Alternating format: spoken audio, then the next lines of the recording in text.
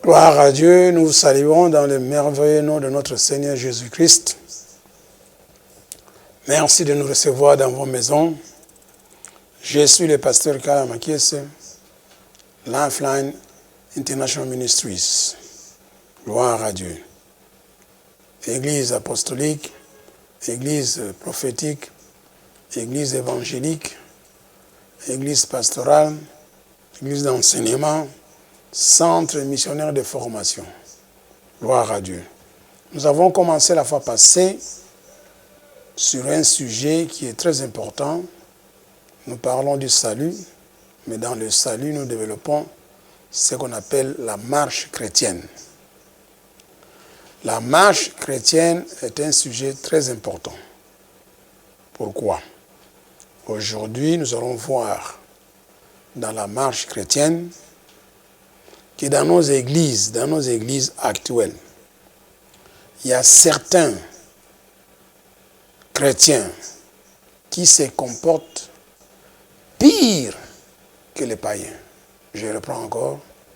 Dans nos églises aujourd'hui, il y a certains chrétiens qui se comportent pire que les païens. Quand ils ont reçu Jésus, pour eux, ils croient que c'est fini. Alors, il amène sa vie païenne dans l'église.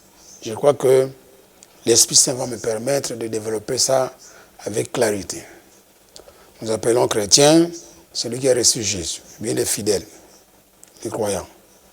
Mais à regarder dans nos églises, je le répète encore, il y a des chrétiens qui se comportent, bien qui marchent, pire que les païens.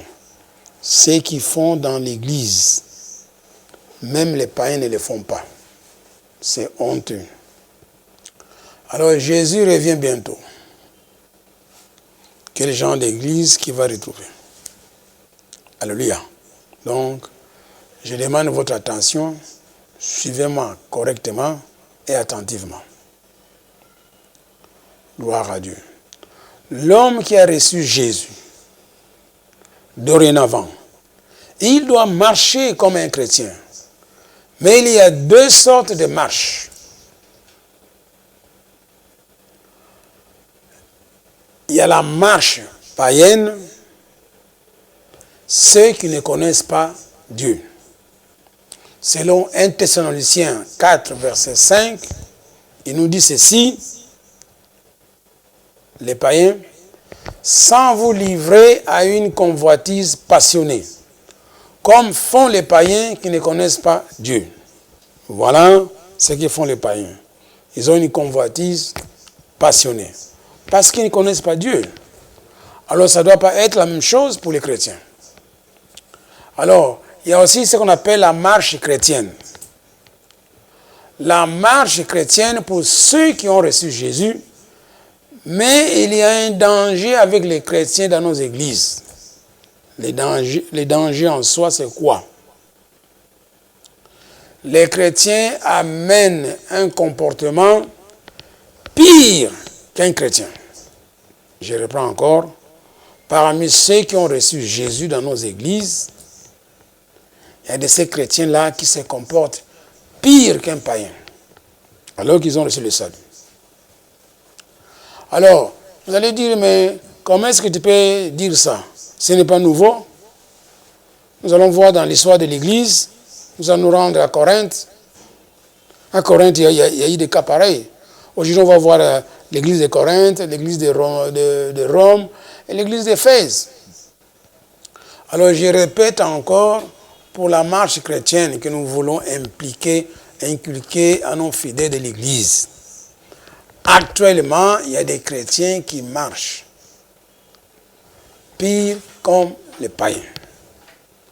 Alors, si vous ne croyez pas ça, on va voir l'église de Corinthe. Nous allons lire dans 1 Corinthiens chapitre 5, versets 1 à 5. Suivez bien ce qui est écrit déjà dans la Bible. On n'a qu'un seul Satan. Donc, depuis le commencement du monde, c'est le seul Satan-là qui agit dans les églises d'hier et d'aujourd'hui. S'il a fait la même chose à Corinthe, à Éphèse et à Rome, aujourd'hui en RDC, même dans mon église ici à Bandal, Satan continue à faire la même chose. Ces démons-là qui dérangeaient les gens à Corinthe, à Rome, à Éphèse, ils ne sont pas morts, ils sont vivants. Alléluia. C'est pour cela que nous vous demandons, avec l'amour de Christ, changer de comportement. Comportez-vous comme un chrétien. Marchez dans la marche chrétienne. Et puis on va vous donner assez d'informations comment marcher comme une chrétienne, bien comme un chrétien. Alors nous allons lire ce qui était écrit déjà dans la Bible à propos de l'église de Corinthe. Je vous dis qu'il y a des chrétiens qui se comportent pire qu'un païen. Nous lisons 1 Corinthiens 5, versets 1 à 5. Suivez bien. On entend dire généralement qu'il y a parmi vous de l'impudicité dans l'église. Et une impudicité telle qu'elle ne se rencontre pas même chez les païens. Vous voyez pourquoi je disais qu'il y a des chrétiens qui se comportent pire qu'un païen. L'impudicité qui était dans l'église de Corinthe ne se rencontrait même pas chez les païens. C'était l'invention des chrétiens eux-mêmes dans l'église. C'est au point que l'un de vous a la femme de son père. Et vous êtes enflé d'orgueil. Et vous n'avez pas été plutôt dans l'affliction. Afin que celui qui a commis cet acte fût ôté du milieu de vous. Pour moi, Paul, absent de corps, mais présent d'esprit, j'ai déjà jugé comme si j'étais présent. Celui qui a commis un tel acte. Quel acte? L'acte de l'impudicité. Il a pris la femme de son père. Mais il est chrétien. Au nom du Seigneur Jésus, vous et mon esprit étant assemblés, avec la puissance de notre Seigneur Jésus, qu'un tel homme soit livré à Satan pour la destruction de la chair, afin que l'esprit soit sauvé au jour du Seigneur Jésus. Voilà un bel exemple de l'impudicité dans l'église. Et aujourd'hui, dans nos églises aussi, il y a de l'impudicité. Même dans mon église aussi, il n'y a pas d'exception. Il va y avoir des gens qui commettent l'impudicité. Quoi qu'on en a déjà parlé. Alors, vous voyez la situation de l'église. Alors maintenant, pour l'homme qui a reçu Jésus, pour qu'il puisse marcher comme un chrétien, vous voyez, ce n'est pas automatique. On doit lui apprendre ce que c'est la marche chrétienne. Alors quand il aura appris la marche chrétienne, il marchera selon cette marche chrétienne. Et nous verrons avec le temps que cet homme commence à être transformé. Voilà notre démarche. Nous voulons que les chrétiens soient transformés. Ça veut dire qu'ils cessent de se comporter comme un païen, maintenant qu'ils se comportent comme un enfant de Dieu, comme un chrétien. Mais cela, ce n'est pas automatique. Alors nous allons revenir encore à l'enseignement de la fois passée. Revenons maintenant à Romains chapitre 12, verset 2. Nous allons encore lire ce verset-là. Nous allons le scinder en deux parties pour une bonne compréhension. Romains chapitre 12, verset 2 nous dit ceci. Ne vous conformez pas au siècle présent. Ça c'est A. B. Mais soyez transformés par le renouvellement de l'intelligence afin que vous discerniez quelle est la volonté de Dieu, ce qui est bon, agréable et parfait. Nous avons entendu le Romains 12, verset 2. Maintenant, cherchons à bien comprendre la partie A. La partie A de ce verset nous dit ceci. Ne vous conformez pas au siècle présent. Alors je vais essayer de bien expliquer cette partie-là. On emploie le verbe conformer, mais il y a d'autres versets aussi, il y a d'autres verbes qui peuvent remplacer le verbe conformer. Ne vous conformez pas au siècle présent veut dire ceci. Premièrement, on peut dire ne marchez pas selon le siècle présent. Le siècle présent dont on parle aujourd'hui, c'est ce qui est le siècle des païens. Donc, nous sommes dans le monde des païens. Jésus l'a bien dit dans sa parole. Nous sommes dans ce monde, Mais nous ne sommes pas des gens de ce monde. Notre cité est au ciel. Alors comprenez bien. Donc on ne doit pas se comporter comme les gens du monde, comme des païens. Colossiens nous dit, nous devons aspirer aux choses d'en haut, pas à ceux qui sont sur la terre. Oui. Et Jacques nous dit, l'amour du monde est inimitié contre Dieu. Celui qui aime le monde est ennemi de Dieu. Est-ce que vous entendez ça? Nous revenons à notre verset de « Ne vous conformez pas au siècle présent ». Nous sommes en train d'expliquer ce que ça veut dire. En lisant plusieurs versions bibliques, je crois qu'il y a moyen de trouver vraiment l'image de ce qu'il veut dire. Alors, au point 2, il est dit, à la place de ne pas vous conformer, il est dit, ne vous comportez pas selon le siècle présent. Voilà. Qui est le siècle des païens. Toi, quand tu reçois Jésus, tu sors de ce monde. Tu entres dans le royaume de Dieu. Ta cité est au ciel. Tu es devenu citoyen du ciel. Au point 3, la Bible nous dit, la Bible 2 21 nous dit, ne vous conformez pas au monde actuel. Voilà. Qui est le monde actuel? Il est le monde qui est le monde des païens. Donc le monde actuel est le monde des païens. Alors au point 4, on nous dit ceci. Ne prenez pas comme modèle le monde actuel. Ne prenez pas comme modèle, toi chrétien, le monde actuel. Modèle du monde actuel. Qu'est-ce qu'on voit dans les églises? Si dans le monde on porte des collants, dans l'église aussi on amène des collants. Comment voulez-vous une fille chrétienne qui porte des habits, des pantalons collants, encore un pantalon blanc, on voit toutes les parties de son corps. Et il est fier. Même les sous-vêtements se dessinent. Alors quand vous venez comme ça à l'église, vous dérangez les gens. Quand on dit fermer les yeux et lever les mains, louer le Seigneur, lui il ne peut pas fermer les yeux parce qu'il a vu quelque chose d'intéressant. Alors on dit que les scandales viendront, mais malheur par qui ces scandales proviennent. Donc nos sœurs, vous venez à l'église, c'est un lieu saint, habillez vos comportements. Cachez vos seins. Vous venez tous les seins dehors. Alors celui qui est devant toi, s'il regarde en arrière, il voit ça, maintenant il ne saura pas louer l'Éternel. De temps en temps, il regarde. Tout ça, ce sont des obstacles, des pierres d'achoppement. Donc on vous dit, vous ne devez pas vous conformer à ce monde-ci. Ne vous conformez pas aux habitudes de ce monde, qui sont les habitudes des païens de ce monde. Alors, au point 7, il est dit ceci, ne suivez pas les coutumes du monde où nous vivons. De temps en temps, on pose la question aux parents.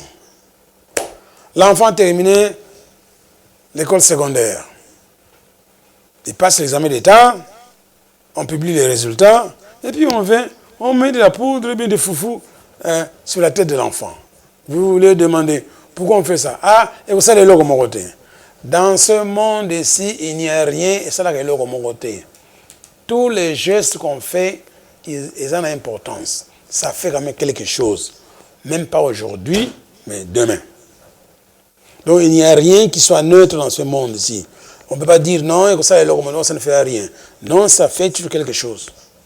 Même quand j'appuie sur ma table ici, si je ne vois pas la déformation, mais elle est déjà déformée. Donc, pourquoi nous, les chrétiens, nous voulons accepter facilement les coutumes du monde, des païens? Et ce qui se passe à l'église, c'est souvent ce qui se passe dans le monde. On lance un modèle, soi-disant un modèle, et les chrétiens sont les premiers à suivre. Mais pourquoi les chrétiens ne fabriquent pas leur propre modèle? Alors nous venons de voir, d'après Romains 12, verset 2, la partie A, on vous empêche de vous conformer au monde actuel, au monde ici-bas. Ne suivez pas leurs coutumes, ne faites pas ce qu'ils font. Vous devez faire ce que la Bible vous recommande. Alléluia. Je crois que je me suis fait bien comprendre. Alors, nous progressons. Maintenant, il faut qu'on vous dise quelles sont ces habitudes-là. Quels sont les modèles que la Bible vous défend. Alors, on pose la question. Quelles sont les habitudes, modèles, coutumes des païens du monde actuel? Ou bien, quel est le portrait des païens de ce monde, caractérisé par leurs habitudes, leurs coutumes et leurs modèles de ce monde? Et la Bible va nous renseigner. Alors, ce qu'on va dire maintenant, ce qu'on va apprendre maintenant, c'est les coutumes, les modèles, les habitudes des païens. Et toi, tu ne dois pas les faire. Alors, l'apôtre Paul commence dans Ephésiens 4, versets 17 à 19. Il commence bien. 1. Nous lisons, « Voici donc ce que je dis et ce que je déclare dans le Seigneur. C'est que vous ne devez plus marcher comme les païens. » Vous m'entendez bien? Les chrétiens ne doivent pas marcher comme un païen. C'est marqué dans la Bible. Donc moi, je suis chrétien, je ne dois plus. C'est-à-dire, au début, je marchais comme un païen, mais maintenant, c'est fini. Je ne dois plus marcher comme un païen. Les païens marchaient comment? Ils marchaient selon la vanité. Le mot vanité, on peut l'expliquer par sottise, vide de sens. Ils marchaient par des sottises, vide de sens, de leurs pensées. Alors, Ésaïe 55 nous dit ceci, que les pensées des païens ne sont pas les pensées de Dieu. Voilà. Alors, on va voir le point 2. Les païens qu'on décrit sur les portraits, comment est-ce qu'ils sont? Ils ont l'intelligence obscurcie. Est-ce que vous entendez bien? Leur intelligence est obscurcie. C'est-à-dire quoi? Ils ne peuvent pas comprendre l'évangile, car le Dieu de ce siècle, Satan, a aveuglé leurs pensées. Et cela, c'est dans 2 Corinthiens 4, versets 3 à 4, qui nous renseigne ça. Si nous le lisons, nous allons lire maintenant 2 Corinthiens 4, versets 3 à 4. Si notre évangile est encore voilé, il est voilé pour ceux qui périssent, pour les incrédules dont le Dieu de ce siècle, Satan, a aveuglé l'intelligence, la pensée, afin qu'ils ne voient pas briller la splendeur de l'évangile, de la gloire de Christ, qui est l'image de Dieu. Alors la Bible nous dit aussi que l'homme naturel, l'homme animal ne reçoit pas les choses de Dieu, il ne comprend pas les choses de Dieu. Maintenant, toi, tu faisais cela hier, mais aujourd'hui, comme tu es entré dans le royaume de Dieu, tu as reçu Jésus, tu ne dois plus faire ça. Et au point 3, on nous dit que les païens sont étrangers à la vie de Dieu. Vous voyez? Mais toi, tu connais Dieu maintenant. 4, on nous dit aussi, ils se comportent comme ça. Pourquoi? À cause de l'ignorance qui est dans le païen, dans leur cœur. Donc les païens sont des ignorants par rapport à la parole de Dieu. Alors la parole de Dieu nous dit ceci, que mon peuple périt à cause de l'ignorance.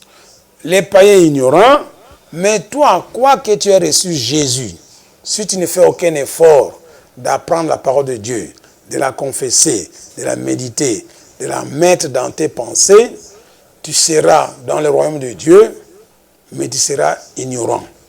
Alors tu seras vraiment une proie facile pour Satan. Voilà. Tu vas aller de délivrance en délivrance. Au point 5, on nous dit à cause de l'endurcissement de leur cœur. Voilà à peu près le portrait d'un païen qui ne connaissent pas Dieu. Alors au point 6, on nous dit ceci, ayant perdu tout sentiment, ils se sont livrés à la dissolution pour commettre toute espèce d'impureté, jointe à la cupidité qui est une idolâtrie. Ça, c'est lui second. On va lire les mêmes versets dans les paroles de vie. Là-bas, il dit ceci. Ils ne savent plus ce qui est bien et ce qui est mal. Ça, c'est grave. Et ils se conduisent n'importe comment. Voilà, toi, chrétien. Toutes les actions immorales qu'ils ont envie de faire, ils les font sans se gêner. Donc, vous voyez que la situation de l'Église est quand même grave. Alors ça, on ne peut pas dire que, oh non, ça c'est seulement à Éphèse, nous on est bien. Non. C'était à Éphèse, mais aujourd'hui c'est le même cas ici. Parce que le Satan là, il est le même Satan d'hier aujourd'hui. Il ne change pas, il est le même Satan. Alors tous ces démons qu'il a envoyés, il les a encore avec lui. Donc il peut venir attaquer, il peut venir te donner de mauvaises pensées. C'est que nous voudrons qu'il y ait une différence entre un chrétien et un païen. Alors, au courant de ces enseignements, on va vous montrer comment faire, comment passer de l'état d'un païen à l'état d'un chrétien, comment passer de la marche païenne à la marche d'un chrétien, et que tu commences à raisonner, à penser comme Dieu, ainsi tu seras béni. Gloire à Dieu. Alors, nous continuons notre requête d'explication. Maintenant, nous avons vu que la partie d'Éphésiens 4, versets 17 à 19, nous a donné quelques renseignements sur les païens. Alors, nous avons encore un autre verset, Éphésiens chapitre 2, versets 1 à 3. Nous parlons du comportement d'un païen. Alors, quand tu auras appris comment les païens se comportent, toi, tu dois changer. Il ne faut pas faire la même chose. Alléluia. Cela est possible par le renouvellement de votre intelligence. Le verbe renouveler veut dire remplacer quelque chose par autre chose. Voilà. Ou bien substituer une chose par une autre chose. Donc, toi, maintenant, tu dois prendre les pensées de Dieu, tu vas les remplacer dans ta pensée. Comme le terme d'informatique, dès que vous prenez la pensée de Dieu, vous les mettez dans vos pensées, la pensée de Dieu va écraser la pensée de Satan. Et ça va rester. Après un temps, quand tu ouvres la bouche, comme il est dit, la bouche parle de l'abondance du cœur, tu commences à parler le langage de Dieu. Tu commences à parler comme Dieu. Voilà les changements qui vont s'effectuer. Lisons Éphésiens 2, versets 1 à 3. Éphésiens 2, versets 1 à 3 nous dit ceci. Autrefois, donc on s'adresse aux chrétiens. Autrefois, c'est dit dans le passé, donc hier. Vous étiez morts à cause de vos fautes et à cause de vos péchés. Vous viviez dans le péché en suivant les forces de ce monde. Donc nous tous qui parlons aujourd'hui, moi et toi, sommes dans l'église. À un moment donné, on vivait comme des païens, autrefois. Mais comme on a reçu Jésus, maintenant on doit s'adapter à la marche chrétienne. La Bible dit, vous obéissiez aux chefs des puissances mauvaises qui règnent entre le ciel et la terre. Alors ces chefs, c'est qui? C'est l'esprit du mal qui agit maintenant chez ceux qui désobéissent à Dieu, ou bien qui s'opposent à Dieu. Voilà. Alors on dit, autrefois, Paul le dit, nous aussi, voilà ce que Paul fait. Lui-même, il s'inclut dans ce nombre-là. Il reconnaît ça. Donc, autrefois, Paul aussi faisait ces choses. S'il dit autrefois, nous aussi nous le faisons. Autrefois, nous aussi, nous faisons tous partie de ces gens-là, quand nous vivions selon nos désirs mauvais. Voilà. Donc, il n'y a pas d'exception. Tu as fait ça, maintenant tu viens à Jésus, il faut changer. Nous obéissons à ces désirs et à nos pensées mauvaises. À cause de notre nature, nous méritons la colère de Dieu, comme les autres. C'est tellement beaucoup d'informations. Ça, c'était le portrait d'un païen. Mais il y a des parties dans la Bible, on a mélangé ce que doivent faire les païens. mais ce que doivent faire les chrétiens. Je crois que vous avez entendu que le fait seulement de croire en Jésus ne suffit pas. Jésus vous dit ceci, si vous demeurez en moi et que ma parole demeure en vous, demandez ce que vous voudrez, vous sera donné. Il y a deux parties. Demeurer avec Jésus, le verbe demeurer, c'est s'attacher fortement à Jésus. Voyez, comptez sur Jésus. Deux choses. Et puis, il faut prendre sa parole pour la mettre en toi, pour qu'elle demeure en toi. Demeurer en Jésus, tu dois le faire continuellement, chaque jour, jusqu'au jour de ta mort. Sinon, en cours de route, tu peux te détacher de Jésus. La Bible, on a des exemples dans la Bible, des gens qui ont abandonné Jésus, sont retournés dans le monde. Dans ces cas-là, c'est vous perdez votre salut. Vous abandonnez votre salut. Donc nous devons vivre avec crainte. Chaque jour, on doit se remettre en cause. Parce que notre marche chrétienne, c'est une marche de chaque jour, jusqu'à ce que Jésus revienne. Si je m'adresse à toi, si maintenant aujourd'hui, tu es dans une situation où tu ne sens pas les besoins de prier, tu ne sens pas le goût de prier, tu n'as pas envie d'adorer le Seigneur, tu es fatigué, tu en as marre, pour aller même à l'église, on doit te pousser.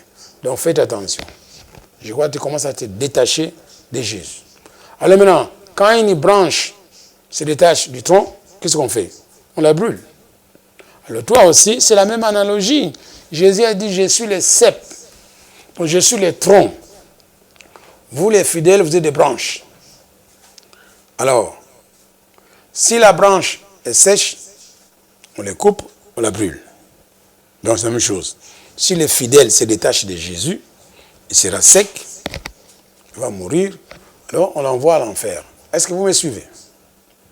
Maintenant nous allons voir, on vient de voir le portrait d'un païen, maintenant on va voir le portrait d'un chrétien. Alors on se pose la question, quelles devraient être les habitudes, les coutumes, les modèles, le comportement des chrétiens? Ou bien alors, quel devrait être le nouveau portrait des chrétiens qui vivent dans ce monde actuel, tout en sachant qu'ils sont dans ce monde actuel, ce qui est vrai. Mais la Bible dit, malgré que vous êtes dans ce monde actuel, tu n'es pas de ce monde actuel, toi et moi. Selon Jésus, c'est ce qu'il a dit. Dans Jean 17, verset 16. Nous habitons dans ce monde ici, mais nous ne sommes pas de ce monde. Parce que nous sommes assis dans le lieu céleste avec Christ. Et le ciel, c'est notre cité. Alors le verset nous dit ceci, pour bien illustrer que nous vivons dans ce monde actuel, mais nous les chrétiens, nous ne sommes pas de ce monde. Par conséquent, on ne doit pas se comporter comme les gens de ce monde. Nous sommes assis dans le lieu céleste avec Christ. Alors Colossiens nous dit, nous devons faire quoi? Nous devons nous affectionner des choses en haut et non ce qui est sur la terre. Voilà. Alors si nous vivons selon la chair, nous mourrons. Nous sommes inimitiés contre Dieu. L'amour de ce monde est inimitié contre Dieu. Donc tu es ennemi de Dieu. Nous lisons Jean 17, verset 16, il dit ceci, les païens, pas les païens, les chrétiens, ils ne sont pas du monde. Comme moi, Jésus, je ne suis pas du monde. Mais quand Jésus parlait de cela, il était dans ce monde ici, et les gens à qui il s'adressait étaient dans ce monde. Mais pour vous dire que, malgré physiquement tu es dans ce monde ici, spirituellement, tu n'es pas de ce monde. Donc tu dois te comporter comme les gens spirituels. Tu es un être surnaturel. Tu dois te comporter comme ton Père qui est Dieu, qui est surnaturel. C'est ce qui fait dans les églises, il n'y a pas de changement, il n'y a pas de mouvement, les gens sont fatigués, pire que les chrétiens, que les païens, pardon. Alors, nous allons voir maintenant Ephésiens 4, 17, 32, ce qui nous dit à propos du portrait d'un chrétien, ce qui nous dit à propos des comportements coutumes d'un chrétien. Nous lisons 1. Voici donc ce que je dis et ce que je déclare dans le Seigneur. Ça, c'est l'apôtre Paul. C'est que vous, les chrétiens, vous ne devez plus marcher comme les païens. Pourquoi Paul a écrit cela? Ce n'est pas seulement par plaisir. C'est qu'il a remarqué que dans l'église d'Éphèse, il y a des gens qui se comportaient comme des païens. Alors il a écrit. Donc on ne doit pas se comporter comme les païens qui marchent selon la vanité. Le mot vanité ici, tu peux les remplacer par sottise ou bien vide de sens de leur pensée. Alors Isaïe a dit, 55, 8 à 9 a dit bien que les pensées de Dieu ne sont pas les pensées des hommes. Les voies de Dieu ne sont pas les voies de l'homme. Ses pensées sont plus élevées que les pensées de l'homme. 2. Ils ont l'intelligence obscurcie. Ils sont étrangers à la vie de Dieu à cause de l'ignorance qui est en eux, à cause de l'endurcissement de leur cœur. 3. Ils ne savent plus ce qui est bien et ce qui est mal. Alors souvent dans les églises, c'est comme ça. Quand on donne un enseignement, on condamne quelque chose. Oh non, c'est trop fort. Faut être gentil. C'est la grâce, c'est la grâce. Mais la grâce ne te demande pas de faire du mal. Ça, c'est une mauvaise compréhension de la grâce. La grâce, au contraire, te pousse à vivre une vie chrétienne, mais dans la sainteté. Donc, cessez de nous casser les oreilles avec vos histoires de grâce là-bas. La grâce, ce n'est pas une excuse. Alléluia. 3. Ils ne savent plus ce qui est bien et ce qui est mal. Et ils se conduisent n'importe comment. Toutes les actions immorales, voilà, immorales encore, qu'ils ont envie de faire, ils les font sans se gêner. Je répète encore, ce texte ici a été écrit à l'église d'Éphèse. Ce n'est pas aux païens, c'est à l'église d'Éphèse.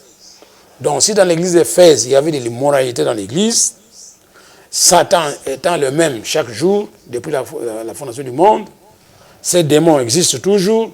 Donc, dans notre église aussi, on peut trouver des choses pareilles. Voilà. 4. Vous, donc nous les chrétiens, ce n'est pas de cette façon que vous avez appris à connaître Christ. Vous voyez maintenant la différence.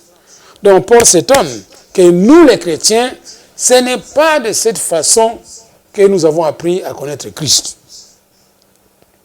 Alors on se pose la question, mais est-ce que c'est bien de Christ que vous avez entendu parler? Est-ce que c'est lui qu'on vous a enseigné, selon la vérité qui est en Jésus-Christ? Si on vous a enseigné le Christ, vous ne pouvez pas faire ces choses-là. Alors on dit si oui, vous devez laisser votre vie d'autrefois. C'est ça le problème. Vous devez laisser votre vie d'autrefois avant de croire en Jésus.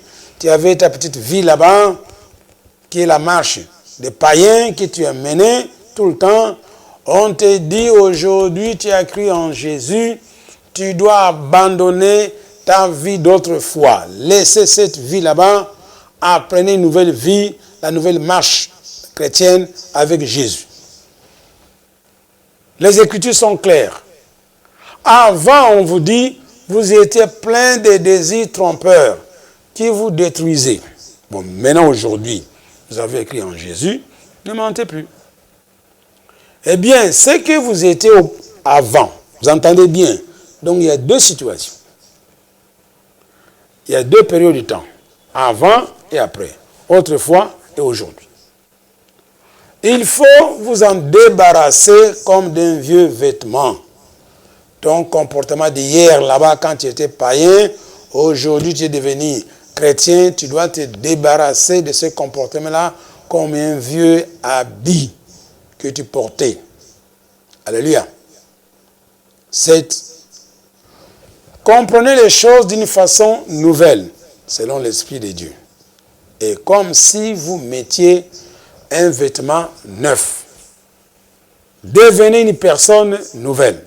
Alors la Bible nous dit, si quelqu'un est en Christ, il est devenu une nouvelle créature. Les choses anciennes sont passées. Voici, toutes choses sont devenues nouvelles. Mais pourquoi nous restons toujours collés à la vie d'autrefois? Alors cet enseignement vous dit que vous devez vous débarrasser de cette vie.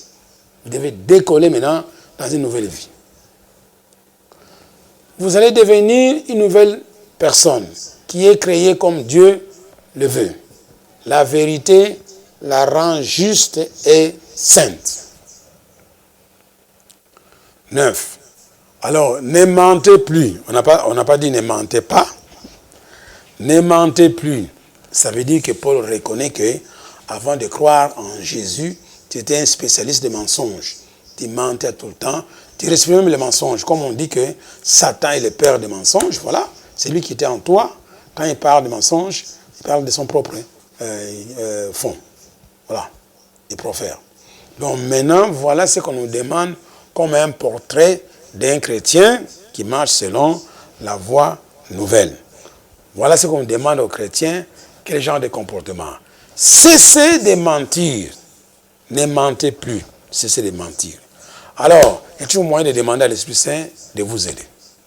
Que chacun doit dire la vérité à son prochain, parce que tous ensemble, nous faisons partie d'un même corps.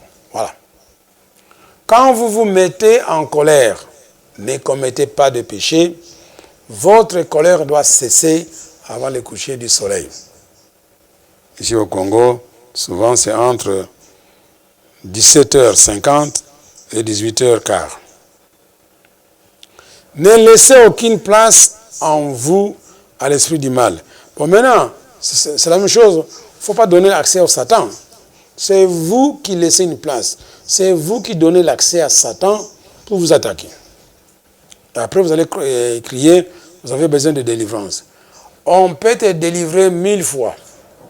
Mais aussi longtemps vous laissez la place à l'esprit du mal, il va toujours venir. Donc la meilleure des solutions, apprenez la parole de Dieu, confessez-la, méditez-la, remplacez cette parole de Dieu dans vos pensées païennes. Ça va empêcher Satan de venir. Le point 12. Le voleur ne doit plus voler. Vous voyez? Oh non, il y a moyen de vivre. Non, non, non, non, non, non, non, non. La Bible condamne ça. Le voleur, quand tu étais païen, tu volais. Parce que tu obéissais à ton chef qui est Satan. Lui, il ne vient que pour voler, détruire, quoi encore? Quoi? Dérober, c'est ça, voler. Égorger, tuer. Donc Satan, lui, il a sa mission, il vient égorger, détruire et il vole. Maintenant, toi, comme tu as changé de camp, tu as quitté le camp de Satan, tu es maintenant dans le camp de Dieu, on vous dit ne volez plus. Le voleur ne doit plus voler, il doit plutôt faire tous ses efforts pour travailler de ses propres mains honnêtement. Chercher un travail. S'il n'y a pas à Kinshasa, rentrez au village, fais les champs de manioc, de maïs, tu seras riche. Au lieu de vous promener ici à Kinshasa chaque jour. Ainsi, il pourra donner quelque chose à celui qui a besoin d'une aide. Voilà, maintenant, tu es chômeur, tu n'as pas de travail. Mais si tu travailles avec tes mains, Dieu te promet qu'il va t'enrichir et puis tu seras capable d'aider ceux qui ont besoin d'aide. 13. Aucune parole mauvaise ne doit sortir de ta bouche. Dites seulement des paroles utiles qui aident les autres selon leurs besoins et qui font du bien à ceux qui vous entendent. Alors, nous continuons notre marche avec au point 14. Dieu vous a marqué de son esprit. Vous voyez ça, Esprit Saint. Alors ne faites pas de peine à cet esprit.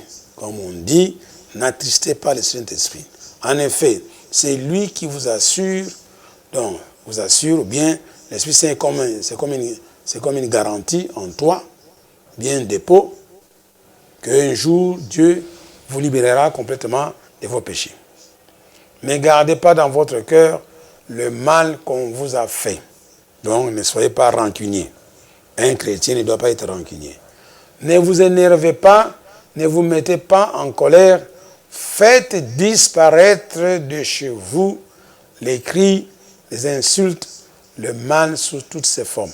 Faites disparaître. Donc, quand tu es devenu chrétien, fais disparaître ces choses. Mais cela se fait avec l'aide de l'Esprit Saint, avec la parole de Dieu. C'est ça, quand vous mettez la parole de Dieu à la place de ces choses-là, la parole de Dieu va écraser ces choses-là, il va les nullifier, et puis la parole de Dieu va prendre possession. Quand il prend possession, la parole de Dieu est esprit et vie. Voilà, ces choses vont disparaître. Maintenant, vous allez me demander, mais pourquoi est-ce que vous parlez avec véhémence? Parce que c'est un problème grave dans les églises. Alors le but de cet enseignement, Dieu veut nettoyer son église. Je reprends encore. Le but de ces enseignements qui me sont révélés maintenant, c'est que Dieu veut nettoyer son église.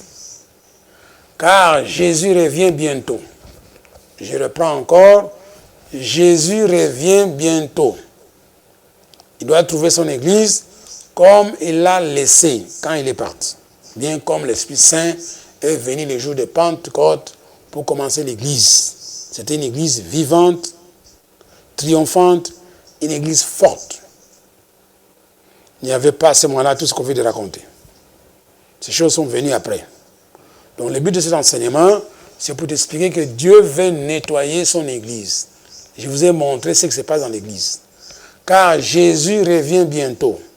Que vous ne le croyez pas, c'est marqué, il revient bientôt, et le temps s'écoule, il va venir.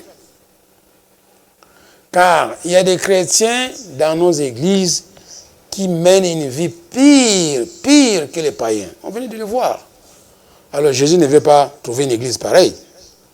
Éphésiens chapitre 5, verset 27 nous dit ceci. Écoutez bien. Tout ce que nous vous disons, c'est afin de faire paraître devant Jésus cette église glorieuse. L'église sera sans tache, ni ride, ni rien de semblable, ce qu'on vient de raconter, mais elle sera sainte et irrépréhensible. Vous voyez pourquoi est-ce qu'on parle du portrait d'un païen et celui d'un chrétien, pour que tu saches voir la différence. Alors, nous continuons toujours à étudier les portraits du chrétien. Nous allons maintenant à l'église de Rome. Ces épîtres sont écrits aux églises qui existaient. On a vu l'église d'Éphèse, on a vu l'église de Corinthe, les gens s'est comportés, comme tu viens de l'entendre. Maintenant, allons voir ce qui s'est passé dans l'église de Rome. Pour cela, nous allons lire Romains chapitre 1, versets 18 à 32. Nous commençons. 1. Du haut du ciel, Dieu montre sa colère parce que les êtres humains sont pécheurs et parce qu'ils font le mal. Par leurs mauvaises actions, ils empêchent la vérité d'agir. Donc, si tu es chrétien, tu es dans de tels comportements, tes voisins ne verront jamais Jésus en toi, alors tu les empêches de se convertir. Nous avons connu un cas ici à l'église. Je suis allé visiter une famille et ils me disent que, pasteur, nous attendons ces frères-là. S'ils commencent à se comporter comme un chrétien, nous viendrons à l'église. Ça, c'est une réalité. Voilà. Donc, vous empêchez la vérité d'agir. 2. Oui, ce qu'on peut connaître de Dieu est clair. Pour eux, parce que Dieu les a éclairés. 3. La puissance sans limite de Dieu et ce qu'il est lui-même sont des réalités qu'on ne voit pas. Mais depuis la création du monde, l'intelligence peut les connaître à travers de ce qu'il a fait. Les êtres humains sont donc sans excuse. Est-ce qu'on s'entend bien? Nous sommes sans excuse devant Dieu. Si nous continuons à nous comporter comme des païens, nous serons sans excuse devant Dieu. Alors, on va devenir des enfants de colère. 4. En effet, ils ont connu Dieu, mais ils ne lui ont pas rendu gloire. Voilà. Un tel comportement ne rend pas gloire à Dieu. Et ils ne l'ont même pas remercié. Alors la Bible nous dit, nous devons remercier le Seigneur chaque jour.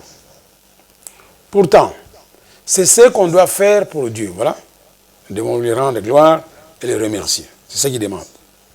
Au contraire, leurs idées sont devenues fausses. Et leur cœur sans intelligence a perdu la lumière. Ils disent qu'ils ont la sagesse, mais ils sont devenus des fous. Comme dit Dieu, confond la sagesse des hommes. Au lieu d'adorer le Dieu glorieux, qui ne meurt pas, Dieu immortel, eux, ils adorent des objets.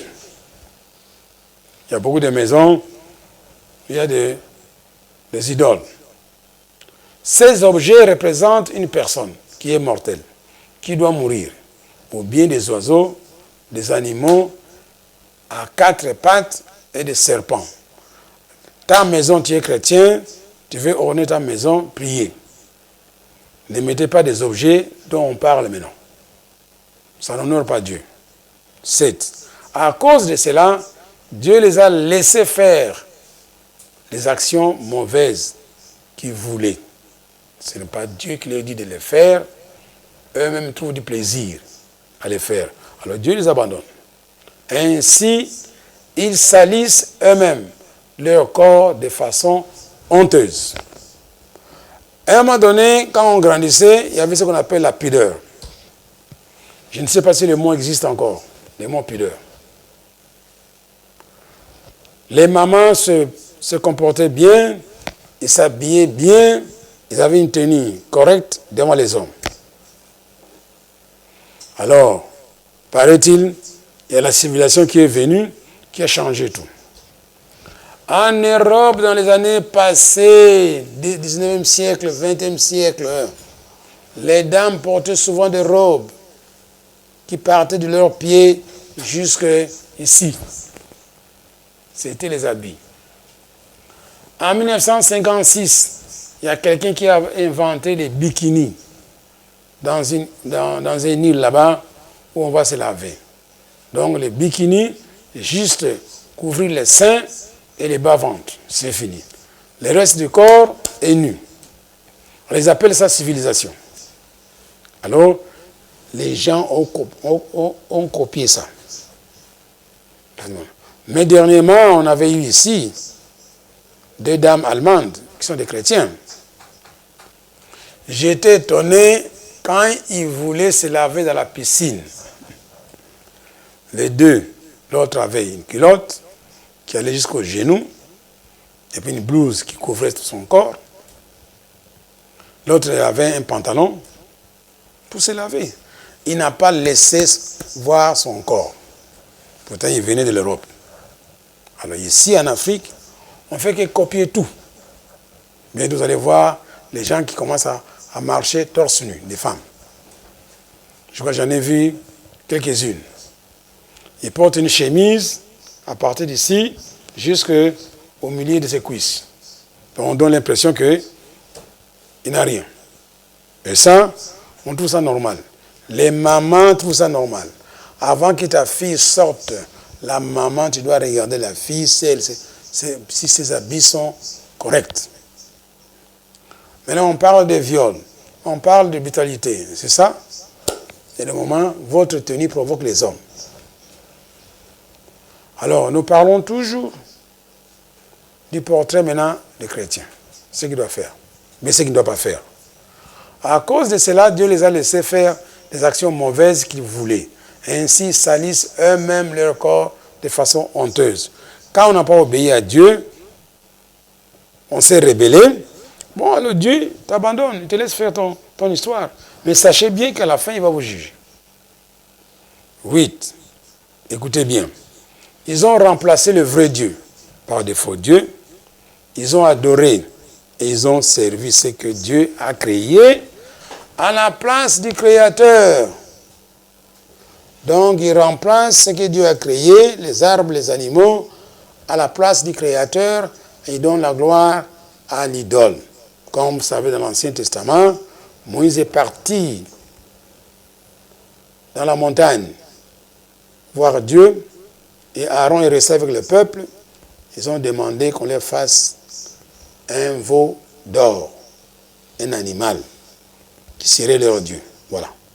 Donc je répète encore, ce démon-là qui a poussé les gens à fabriquer l'idole de veau d'or, il n'est pas mort, il est là aujourd'hui quelque part. Donc nous devons donner la gloire à Dieu qui est le créateur, pas aux objets. Ce Dieu-là a besoin de louanges pour toujours. Amen. Alors 9. C'est pourquoi Dieu les a laissés suivre les désirs qui les couvrent de honte. Ces gens-là, quand ils prient, ils n'auront jamais de réponse. Et puis la prière ne les intéresse plus. Il n'y a pas de goût. Parce que Dieu les a abandonnés, les a laissés suivre les désirs qui couvrent de honte, leurs propres désirs. Ils ne voudront jamais louer Dieu, ils ne voudront jamais chanter pour l'Éternel, ils ne voudront jamais lire la Bible. Et ça ne les fait rien d'écouter la parole de Dieu. Ces gens-là sont déjà perdus. C'était des chrétiens, mais maintenant ils se sont détachés de Christ. Maintenant ils vont tout droit vers l'enfer. Vous voyez ça? Alors ces chrétiens-là, qu'est-ce qu'ils ont fait? Et les chrétiennes, leurs femmes se couchent, leurs femmes ne couchent plus avec des hommes. Donc Dieu a créé le sexe pour deux êtres opposés, femmes et hommes. Mais maintenant, ces femmes-là, ils font quoi? Ces femmes-là ne couchent plus avec des hommes, mais elles couchent avec d'autres femmes. Et cette façon de faire va contre la nature. Donc, ce qu'on appelle les lesbiennes. Maintenant, foutez-nous la paix avec vos explications scientifiques. Ça, ce n'est pas une explication scientifique, c'est démoniaque. Dieu a déjà condamné Sodome et Gomorrhe. Donc, c'est Satan qui envoie ces démons pour te parler. Oh non, il faut comprendre, il est né avec un penchant. Il n'y a pas de penchant. Si c'est un penchant, on va te redresser. Donc, ces choses-là, oh non, c'est génétique. Ce n'est pas génétique, on te dit ici, c'est un démon. Donc, cessez d'accepter ces choses-là, cessez de le tolérer. C'est pourquoi on demande aux gens de les enseigner des livres de Lévitique où Dieu a classé toutes les relations illicites. Donc, vous entendez bien maintenant ici, nous sommes à Rome. Dieu dit que ces femmes-là, ils ne couchent pas avec les hommes, mais ils couchent avec les autres femmes, qui est une honte. Donc, cessez de nous expliquer ça. Si tu vas en Europe, tu vas faire ça là-bas. Ici en Afrique, on n'a pas besoin de ça. Vous voyez? Quand j'étais en Belgique dans les années 68, je t'assure, si on sait que tu es lesbienne ou bien homosexuelle, c'était une honte. Les gens se cachaient. Et maintenant, ils sont parvenus à avoir des droits. Tu vois, cette démocratie-là, ça embête les gens. La démocratie a atteint ses limites. Maintenant, ce n'est plus la démocratie, c'est la démocratie. Il ne faut pas obéir. La démocratie, ce n'est pas un Dieu. Ce sont les lois des hommes. Mais ils sont fatigués. Au début, en Europe, dans les années 1974, l'avortement était défendu. C'était dans la Constitution. Mais avec votre liberté de démocratie, on a tout fait pour changer les lois. Si je pense bien, je crois que le roi, les jours où on devait signer cette loi-là, le roi avait démissionné pour quelques heures.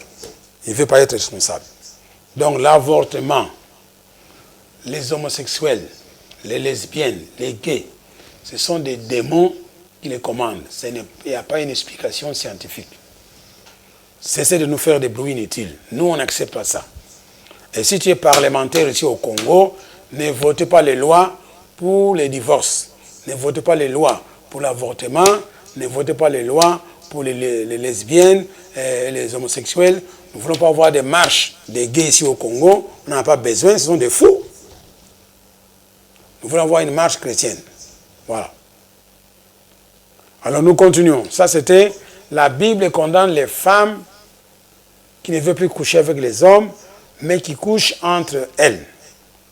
Alors les hommes font la même chose. Vous entendez maintenant, on a parlé des femmes, maintenant on est chez les hommes.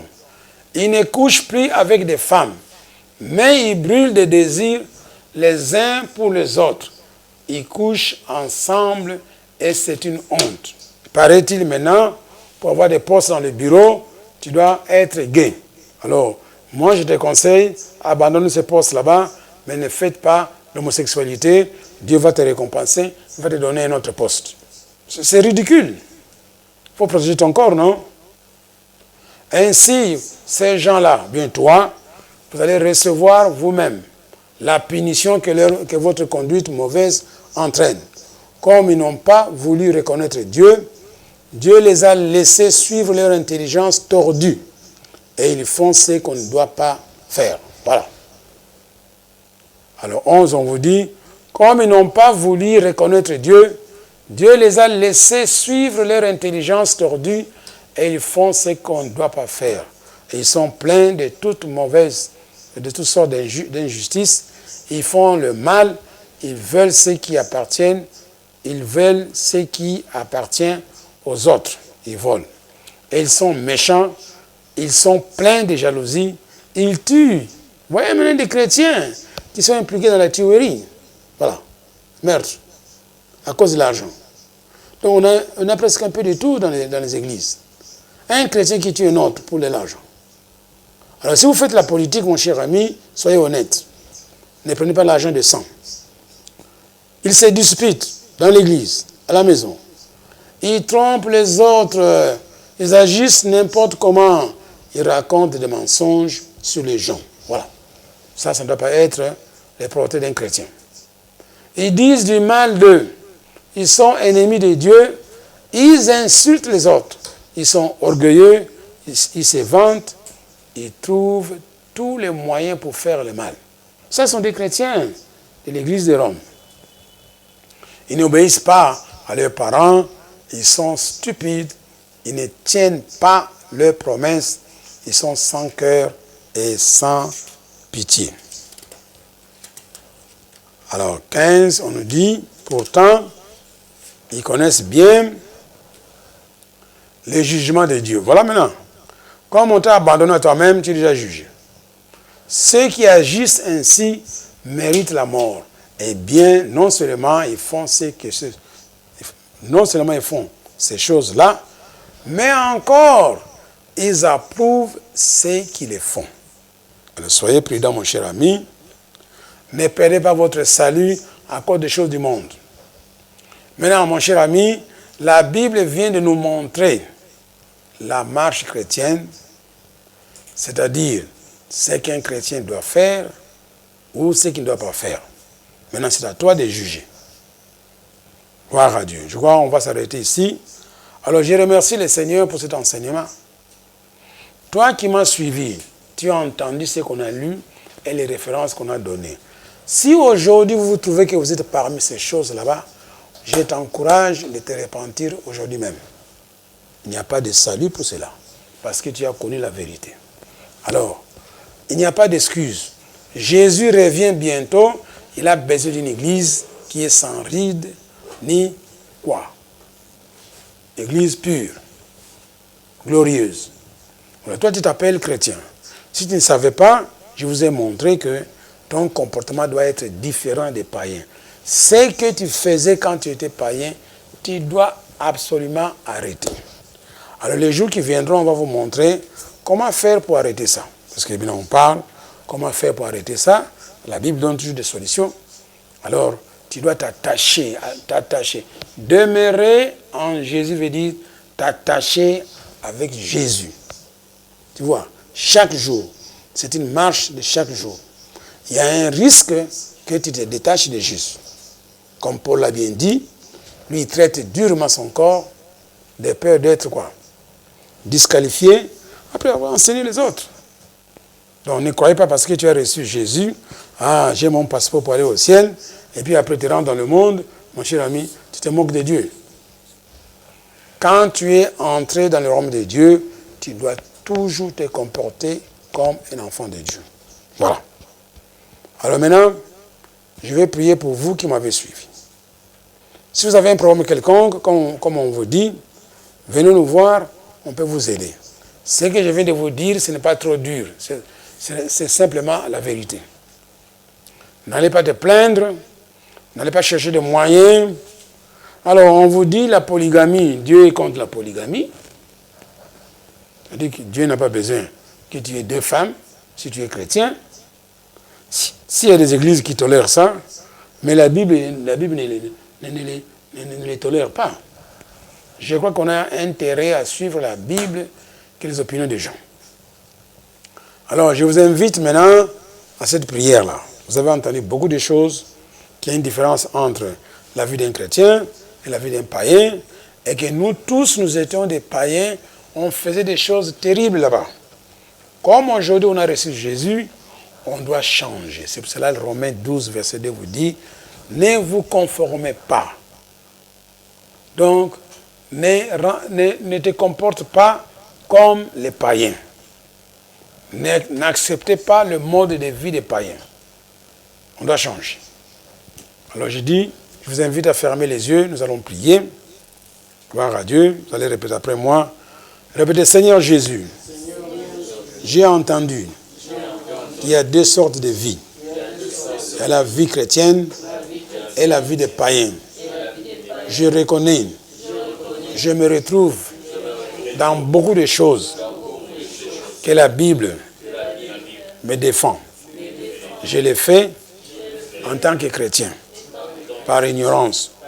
Aujourd'hui, je confesse mon péché, je crois que tu m'as pardonné, je me répands et je demande à l'Esprit Saint de Dieu de me donner la force pour apprendre à vivre selon la vie chrétienne, la vie de Dieu, la vie de Jésus, là où le caractère de Jésus sera vu en moi, là où les fruits de l'Esprit vont se manifester en moi. Merci Seigneur pour m'avoir entendu et m'avoir pardonné. Alors si tu as prié cette prière là-bas, gloire à Dieu. Mais maintenant pour ceux qui nous voient, ceux qui nous suivent pour la première fois, je vais prier pour vous aussi, afin que tu quittes le camp des païens pour entrer dans le camp de Dieu. Vous savez que nous tous, nous avons reçu Jésus il y a un certain moment, mais avant ça, on était des païens. La Bible nous dit ceci, comme je le répète chaque fois. Ici, sur la terre, il y a 2 sortes d'enfants. Il y a les enfants de Satan et les enfants de Dieu. Donc, nous tous, nous sommes nés des femmes. Comme nous sommes nés des femmes, nous sommes nés sous l'empire de Satan. C'est-à-dire que nous sommes des pécheurs, des enfants de Satan. Heureusement, Dieu a envoyé Jésus dans le monde pour venir nous sauver. Dès qu'on croit en lui, Jésus, qui est le Fils de Dieu, nous aussi nous devenons des enfants de Dieu. Voilà. Alors pour croire en Jésus, c'est facile. C'est question de déclarer avec sa bouche, tout simplement. La Bible nous dit dans Romains chapitre 10, verset 9, si aujourd'hui je déclare que Jésus soit mon Seigneur, mon Sauveur, et je crois dans mon cœur que Dieu l'a resté de mort, moi je suis sauvé. Voilà la prière qu'on va faire, tout simplement. Alors nous allons prier ensemble, fermer les yeux, répéter cette prière après moi. Prions. Seigneur Jésus, je te loue, je te remercie.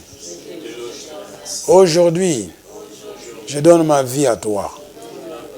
Je confesse devant les hommes que Jésus est mon Seigneur, est mon Maître. Je crois dans mon cœur que Dieu le Père l'a ressuscité parmi les morts. Ainsi, je suis sauvé. Merci Seigneur de m'avoir sauvé. Merci Seigneur de m'avoir guéri. Merci Seigneur de m'avoir délivré. Au nom de Jésus. Une dernière encore demande, comme je le ressens. Si vous avez un problème quelconque, en dehors de ce que nous avons parlé, maladie, des dettes, santé, voyage, quelque chose d'autre qui veut que le Seigneur intervienne, je vous rassure que nous sommes des serviteurs de Dieu. Dieu nous a mandatés, il nous a mis dans le corps de Christ, justement pour aider les fidèles. Alors, élevez tes mains, je vais prier pour toi. Seigneur Jésus, je te loue, je te remercie. Gloire à toi, louange à Jésus, en tant que ton serviteur. Je libère la puissance de Dieu pour ceux qui m'entendent, ceux qui ont des problèmes. Toi, tu as dit que l'onction brise les jougs. Merci Seigneur que cette onction que je libère leur donne la solution, leur donne la guérison, leur donne la facilité, que demain, qui donne la gloire à toi Dieu le Père, parce qu'ils vont témoigner. Au nom de Jésus, nous avons prié. Amen. Que le Seigneur vous bénisse. Au revoir. Alléluia, alléluia, peuple de Dieu. Gloire soit rendue à Jésus pour cet enseignement. Une fois encore ce matin, nous avons été édifiés par le Saint-Esprit. Toutes les fois que vous avez l'occasion de nous suivre, nous le disons toujours, ce n'est pas un hasard. Ne prenez pas cela comme une habitude, mais captez le fond du message et soyez édifiés, mais beaucoup plus que le Saint-Esprit vous aide à mettre cette parole de Dieu que nous avons entendue aujourd'hui en pratique. Aujourd'hui, nous avons continué avec notre série d'enseignements sur la marche chrétienne, mais beaucoup plus, l'homme de Dieu a insisté sur le point qui dit qu'aujourd'hui dans l'Église, plusieurs chrétiens vivent pire que les païens. Dans l'Église de Jésus aujourd'hui, nous retrouvons des chrétiens, quoique fréquentant l'Église chaque dimanche pendant la semaine, mais on retrouve en eux certains comportements pires que ceux que les païens font. Nous l'avons même vu dans la parole de Dieu avec les cas de l'Église de Corinthe, où on a retrouvé une impudicité qu'on ne pouvait même pas trouver chez les chrétiens. Aujourd'hui aussi, on retrouve cela dans l'église de mon pays et que grâce à cet enseignement, nous avons été édifiés. L'homme de Dieu nous a montré deux portraits. Premièrement, le portrait d'un païen et deuxièmement, le portrait d'un chrétien. Dans la marche chrétienne, comme nous l'avons dit les dimanches passés, c'est la marche qui commence une fois que nous avons donné notre vie à Jésus-Christ. Mais aujourd'hui, le pasteur a bien ajouté que les saluts ou recevoir Jésus, ce n'est pas la fin. Ne te dis pas que j'ai reçu Jésus et c'est fini. Non, le pasteur a dit que la parole de Dieu nous dit que si nous demeurons en Jésus et que la parole de Dieu demeure en nous, donc, il faudrait demeurer en Jésus, c'est-à-dire tous les jours s'attacher à Jésus. Ce n'est pas une seule fois, mais tous les jours et faire en sorte que la parole de Jésus puisse demeurer en vous. Aujourd'hui, avec le portrait d'un chrétien, nous avons vu clairement ce que la Bible recommande aux chrétiens de faire et ce que la Bible nous interdit de faire. Mais aussi, le pasteur a insisté sur un point, comme la Bible nous dit dans Jacques, que celui qui se veut ami du monde, automatiquement est ennemi de Dieu. Alors que le Saint-Esprit nous aide à mettre cette parole en pratique et que dorénavant, nous soyons des chrétiens, c'est-à-dire des chrétiens qui soient de modèles. Le pasteur l'a bien dit qu'une fois que nous sommes des chrétiens, mais qui nous continuons à nous comporter comme des païens, nous empêchons aux autres de connaître la vérité. Dans ton entourage, il y aura des gens qui ne recevront peut-être jamais Jésus seulement parce que toi, tu demeures encore dans l'impudicité, seulement parce que toi, tu demeures encore dans le mensonge, peut-être parce que toi, tu demeures encore dans un péché X et Y. Après avoir entendu cette parole de Dieu, que le Saint-Esprit nous aide à la mettre en pratique et que la parole de Dieu puisse renouveler notre intelligence. Pour les frères et sœurs qui ont reçu Jésus aujourd'hui, nous sommes l'église Lifeline International Ministries Congo. Nous vous disons qu'aujourd'hui, vous démarrez votre vie chrétienne. Et la vie chrétienne, votre marche chrétienne est une marche quotidienne qui va vous demander de travailler tous les jours, de lire la parole de Dieu, de confesser la parole de Dieu. Si vous n'avez pas d'église d'attache, nous sommes là, l'église Lifeline. Nous sommes situés sur l'avenue Chef Kinzondi, numéro 27/28, dans la commune de Bandalungwa, référence arrêt Maman Colonel sur l'avenue Kimbondo. Mais aussi les frères et sœurs qui ont entendu la parole de Dieu aujourd'hui, si vous avez une préoccupation, vous avez un témoignage, n'hésitez pas de nous écrire. L'homme de Dieu sera disponible à vous recevoir. Pour les frères et sœurs de Lifeline, mais aussi du corps du Christ qui veulent rencontrer personnellement l'homme de Dieu, le pasteur reçoit chaque mardi et jeudi de 10h à 12h pour les avant-midi et de 16h à 19h pour les après-midi. L'église Lifeline ou les portes des différents bureaux de l'église Lifeline restent ouvertes pour des frères et sœurs qui ont leurs dîmes, leurs offrandes et autres contributions. Ces temps de confinement ne nous donnent pas la permission de bouffer notre dîme ou de faire autre chose avec tout ce qui est dîme, tout ce qui est offrandes. La Bible nous dit apportez dans la maison du trésor vos dîmes et vos offrandes. Si vous ne pouvez pas faire les déplacements, l'Église Lifeline vous donne d'autres moyens pour envoyer votre dîme, votre offrande et autres contributions. Par M-Pesa au numéro suivant, au 081 509 45 07. Je reprends, 081 509 45 07 ou par Orange Money au 089 911 31 08. Que le Seigneur vous bénisse pour cela. Déjà demain, nous entrons à notre 3e semaine de jeûne et sur prière. Nous n'avons pas oublié que nous sommes pendant notre mois de jeûne et sur prière. Pour les bien-aimés qui ont déjà débuté leur jeûne, qui ont déjà débuté et terminé, gloire à Dieu. Mais pour ceux qui n'ont pas encore commencé, nous avons encore 2 semaines. Déjà demain, c'est la 3e semaine qui commence. Vous savez bien comment nous pratiquons notre jeûne. Si vous ne le savez pas, vous pouvez faire un tour vers notre site. Vous trouverez les enseignements et les exhortations qu'il faut en ce qui concerne les jeûnes et sur prière. Pour autre communication, n'hésitez pas d'aimer, de partager nos différentes publications, nos enseignements, nos louanges, nos adorations sur notre page Facebook Lifeline Congo, sur notre chaîne YouTube Lifeline Congo, mais aussi nous avons notre site, le www.lifelinecongo.org, dans lequel vous trouverez tout ce qui concerne l'Église Lifeline, même l'enseignement de tout à l'heure. Si vous n'avez pas eu le temps de tout noter, si vous n'avez pas eu le temps de tout comprendre, allez-y vers notre site, vous allez trouver cet enseignement et vous pouvez y méditer calmement. Que le Seigneur vous bénisse. Nous nous retrouvons à la prochaine occasion. Amen.